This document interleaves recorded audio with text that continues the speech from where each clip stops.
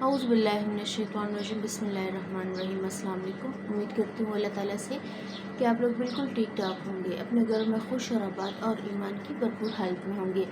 इस्तग़फ़ार और सैयद अल इस्तग़फ़ार, डिफरेंस क्या है इसमें, बशारत क्या क्या है पढ़ने वाले के लिए इस्तग़फ़ार की। वैसे तो इस्तग़फ़ार की बहुत सारी अक़साम है, बहुत सारी फॉर्म्स है, जैसे ये दरूद शरीफ, लेकिन फजीलत वाली कौन सी है? इस्तग़फ़ार ज़ुबान में भी अपनी अपनी अदा किया जा सकता है।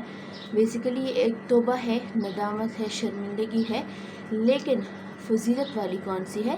फजीलत वाली जैसे दरूद पाक बहुत सारी है, लेकिन फजीलत वाली दरूद इब्राहिमी है। वैसे फजीलत वाली इस्तग़फ़ार है सैयद अल इस्तग़फ़ार।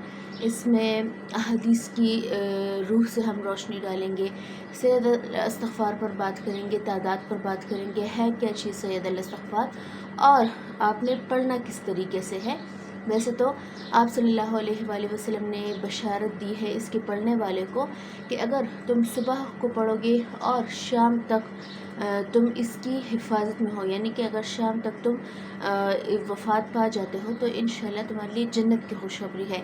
लेकिन अगर तुम शाम को पढ़ोगे तो सुबह तक अगर तुम फौत पाओगे उसी रात में, तो तुम्हारे लिए जन्नत की बशारत है। तो बेसिकली मुसलमान के लिए ये एक बहुत बड़ी बशारत है कि अगर तुम सिर्फ एक मरतबा भी सैयद अल इस्तग़फ़ार को दिन में रिसाइट करोगे तो तुम्हारे लिए जन्नत की खुशखबरी है। दूसरा कि सैयद अल इस्तग़फ़ार को कितनी तादाद में पढ़ना चाहिए। वैसे तो हर फ़र्ज़ नमाज के बाद अगर एक दफ़ा आप पढ़ेंगे तो बहुत अच्छा है, लेकिन अगर आप सुबह की आगाज़ में एक दफ़ा पढ़ेंगे या शाम के टाइम पढ़ेंगे तो इंशाल्लाह ये आपके लिए अपने गुनाहों की बख्शिश का सामान करेगा। और हदीस की रूह से अगर हम देखें तो वो भी साबित हो गया कि अगर एक दफ़ा सुबह तुम पढ़ोगे तो शाम तक तुम हिफाजत में हो, अगर शाम से को पढ़ोगे तो सुबह तक तुम हिफाजत में हो। तो लिहाजा हमें चाहिए कि जैसे हम अपने फ़राइज़ को सरअंजाम देते हैं, वैसे ही सैयद अल इस्तग़फ़ार का विर्द अगर किया जाए, मैं स्क्रीन पर लगा भी दूँगी कि सैयद अल इस्तग़फ़ार क्या है, रिसाइट कैसे करना है।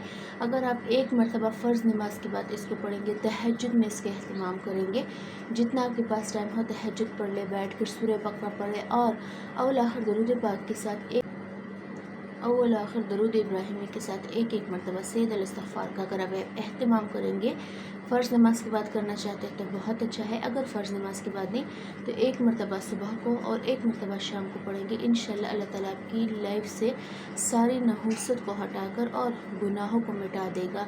अपना और अपनी फैमिली का ढेर सारा ख्याल रखिएगा। मुझे मेरी फैमिली की दुआ में याद रखिएगा। इंशाल्लाह कल मिलती हूँ आपसे। अल्लाह हाफ़िज़।